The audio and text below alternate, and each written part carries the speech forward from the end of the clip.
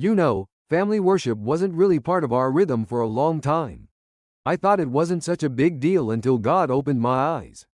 I began to see how powerful it is when a father and mother worship with their kids, when children grow up, knowing they are loved not only by their parents but by their heavenly Father. That's a success greater than any academic achievement, because without the foundation of faith, knowledge can become poison. But when a child's heart is captured by God's love early on, their life is anchored forever. The truth is, we all long for that kind of connection with God ourselves. My own journey of hearing God's voice didn't start in a peaceful prayer room. It started in brokenness times when I felt disappointed, abandoned, even angry at God. For 2 years I refused to pray, because it hurt too much. Yet even in my silence, He kept whispering, "I love you," over and over, until my heart finally opened again. And when it did, I learned that hearing His voice isn't first about direction, it's about relationship. 90% of the time, what He says is simply, "I love you. You're mine. You bring me joy." That's not small talk. That's the fuel that keeps you moving, even when life knocks you flat.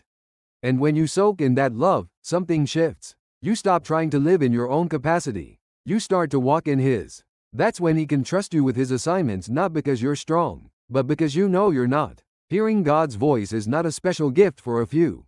It's the birthright of every child of God. Jesus, our prophet, priest, and king, lives in us.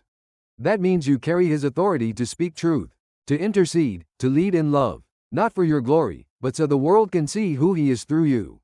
Some of you are waiting for God to hand you a grand mission before you start listening, but He's saying, first, just be with me. Let me love you. Let me restore you. When you do, obedience stops being a heavy burden, it becomes joy.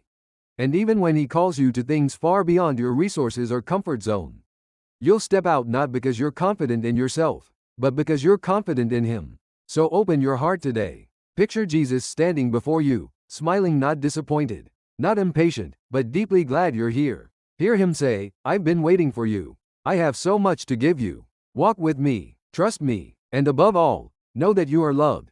If you anchor your life in that voice, everything else, every decision, every calling, every relationship will flow from the safest place in the universe, the Father's heart.